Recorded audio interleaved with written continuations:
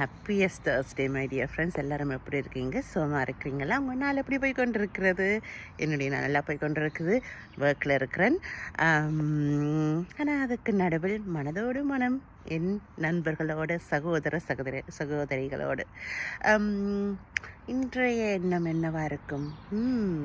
நண்பர்கள், நட்பு நட்புன்றது எவ்வளோ அருமையான விஷயம். லைஃப் பார்ட்னர் மாதிரியே நட்பும் இன்னொரு டைமென்ஷனில் ஒரு பியூட்டிஃபுல்லான ரிலேஷன்ஷிப். நட்பு அருமையான அழகான ஒரு உறவு கிடைத்தால் நாம் அதிர்ஷ்டசாலி தான். என்ன சொல்லுவாங்க, உடுக்கை இழந்தவன் கை போல அங்கே இடுக்கன் களைவதாம் நட்பு என்று சொல்லிவினோம். நான் நினைக்கிறேன் இது சரியாக நான் சொல்லியிருக்கிறேன் என்று.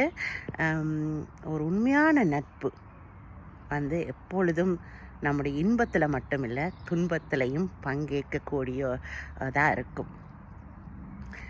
எப்படி அந்த குரலில் சொல்லியிருக்கிறாங்களோ, எப்படி எங்களோட உடம்பை விட்டு எங்களுடைய உடை நழுவை பார்க்கும்போது எங்களோட கை இருக்க அப்படி பிடிக்குமோ, அதே மாதிரி எங்களை அறியாமல் நாங்கள் கஷ்டத்தில் இருக்கும்போது, அறிந்தோ அறியாமல் இருக்கும்போது எங்களுடைய அந்த நண்பர் எங்களுடைய சோகத்தை தங்களோட சோகமாக தாங்கி எங்கள் கூட உறுதுணையாக இருப்பாங்க. அப்படி ஒரு நட்பு கிடைத்தால் அது பிரசாதம். ஆனால் நம்ம ரொம்ப அவதானமாக இருக்க வேண்டும். நாங்கள் சூஸ் பண்ணுற ஃப்ரெண்ட்ஸ் யாருன்றது. ஃப்ரெண்ட்ஸை நாங்கள் சூஸ் பண்ண முடியாது. சில நேரத்தில் ஃப்ரெண்ட்ஸ் தானாக அமையலாம். ஆனால் யார் நம்ம கூட இருக்க போகிறாங்கன்றதை நாங்கள் முடிவெடுக்கிற இதில் தான் இருக்கிறோம். ஸோ அந்த இதில் நாங்கள் யாரை நண்பராக தேர்ந்தெடுக்கிறது ரொம்ப அவதானமாக இருக்கணும். ஏனென்றால் இன்பத்தில் நிறைய பேர் வருவார்கள், துன்பத்தில் இருக்கிற பேர் ரொம்ப ரொம்ப அரிது.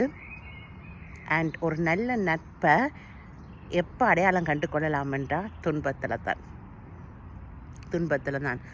சேட்லி துன்பத்தில் தான் அந்த அடையாளத்தை மிகவும் நாங்கள் உறுதியாக கொள்ளலாம், இவர் ஒரு நல்ல நண்பர் என்று. பட் வாழ்க்கையில் இன்பம் துன்பம் மாறி மாறி வர்றது தானே. ஸோ அதில் இது ஒரு பார்ட் தான்.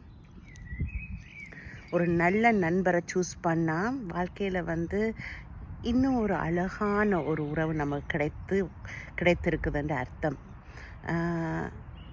சூஸ் பண்ண நண்பர் தவறான விதமாக இருந்தால் அதுக்கு அனாவசிய சிக்கல்கள் எங்களுக்கு வரும், அனாவசிய மன வேதனைகள் எங்களுக்கு வரும், நம்பிக்கை துரோகங்களை அனுபவிப்போம். இன்னும் நிறைய விஷயங்கள் நடக்கும். நம்ம நண்பர் நம்மளோட மட்டும் இல்லை, நம்ம குடும்பத்தோடையும் பழகுவாங்க, எல்லாம் இருக்குது. அவங்க குடும்பத்தோட நாங்கள் பழகுவோம். ஸோ சூஸ் பண்ணுற அந்த நபர் சரியான ஒரு நபராக அமைய வேண்டும். நட்பு ரீதியாக அப்படி நல்ல நபரை அமைந்தால் அந்த நட்புக்கு ஆயுசு கூட. அந்த நட்பு ஆயுசு கூட முடியல, ஆயுசு பூரா வருகிற ஒரு நட்பாக தான் அமையும். பாடல் கூட இருக்குது தானே, முஸ்டஃபா டோன்ட் வரி முஸ்டஃபா. நம்ம எல்லாம் பள்ளி காலத்தில், காலேஜ் காலத்தில், ஒர்க்கில், இப்படி எத்தனையோ இடங்களில் நம்முடைய நட்பு மலர்கிறது. சும்மா அப்படி பார்த்து ரோட்டில் போகும்போதும் சில நட்பு மலரும். காதல் மாதிரி தான், எங்கேருந்தெல்லாம் வரலாம் நட்பு. ஆனால் நண்பரை நம்ம சூஸ் பண்ணுறது சரியான விதமாக இருக்கணும். இந்த பாடல் மாதிரி இன்பம் வரலாம் துன்பம் வரலாம், இந்த முஸ்தஃபா பாடலில் சொல்கிறேன். நண்பன் ஒருவன் பக்கம் இருந்தாலோ எல்லாமே மறந்து போயிடும் அப்படின்ட்டு. வானத்துக்கும் எல்லை உண்டு, நட்புக்கு எல்லை இல்லை. Nice feeling. நல்ல நண்பர் கிடைக்கிறது ரொம்ப பெரிய ஒரு வரப்பிரசாதம் தான். ஆனால் அது அமைந்தால் நல்லது, அமையாட்டில் தனியாகவே இருக்கலாம். எல்லா உறவுகளுக்கும் இது பொருந்தும், இந்த நட்புக்கும் பொருந்தும்.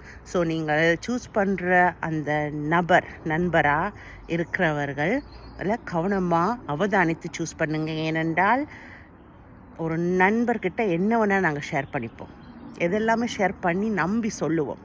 நண்பர் நம்பி சொல்லுவோம். அந்த நம்பிக்கைக்கு அவங்க சரியான ஆளாக இருக்க வேணும். அண்ட் அது தவறாக போனால் தேவையில்லாத பிரச்சனைகள் எங்கள் வாழ்க்கையில் சேரும். இருக்கிற பலுவோடு இன்னும் பலு. ஸோ சரியான நபரை சூஸ் பண்ணுறது உங்களோட முடிவில் தான் இருக்குது. அது உங்களுக்கு எல்லா உறவுகள் போலையும் இதுவும் ஒரு தோணல் தான். ஆனால் கஷ்டத்தில் தான் நட்புன்ற அருமை தெரியும். அன்ஃபார்ச்சுனேட்லி ஹாப்பினஸில் எல்லாரும் கூட இருப்பாங்க. ஆனால் கஷ்டத்தில் இருக்கிறவங்க தான் உண்மையான உறவுகள். அதில் நண்பர் என்ற உறவு முக்கியமான ஒரு விஷயம். என்ன வேணுமென்றாலும் எப்படி வேணுமென்றாலும் நம்ம மனசில் இருக்கிறத சொல்லி தீர்க்கலாம். சில நேரங்கள் எங்களோட குடும்ப நபர்களோட கூட கதைக்க முடியாத விஷயங்களை அவங்ககிட்ட கதைக்கலாம்.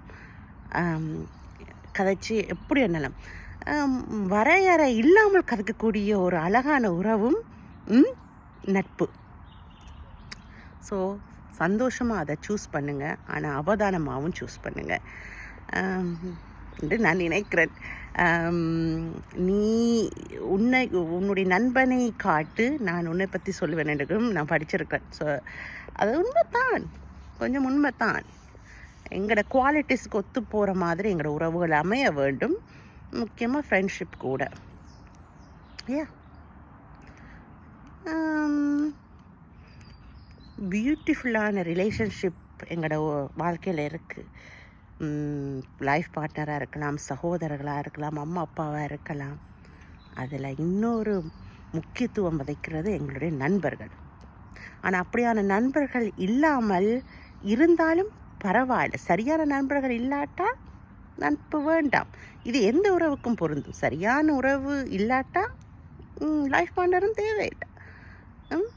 சரியான நபர்களோடு எங்களோட வாழ்க்கையை நாங்கள் தேர்ந்தெடுத்து பயணிப்போம். உங்களுக்கு தெரியும் அந்த பயணிக்கும் பொழுது சரியான நபரா இல்லையாண்டு.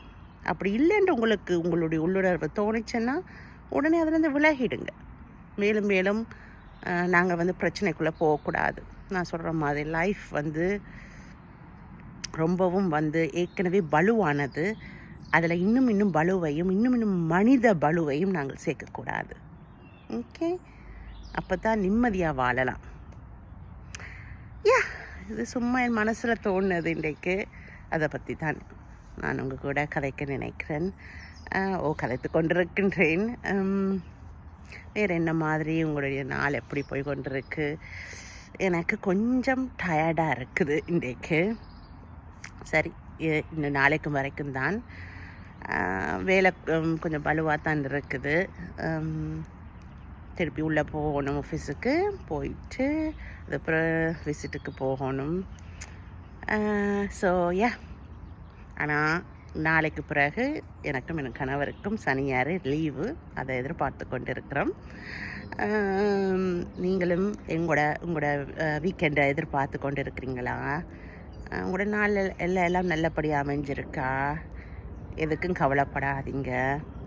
உங்களோட இந்த டச் பேஸாக இந்த வீடியோ செய்கிறதே உங்களோடு க்ளோஸாக இருந்து உங்களோட மனது உரையாடத்தான், வேறு எந்த நோக்கத்தோடும் இல்லை.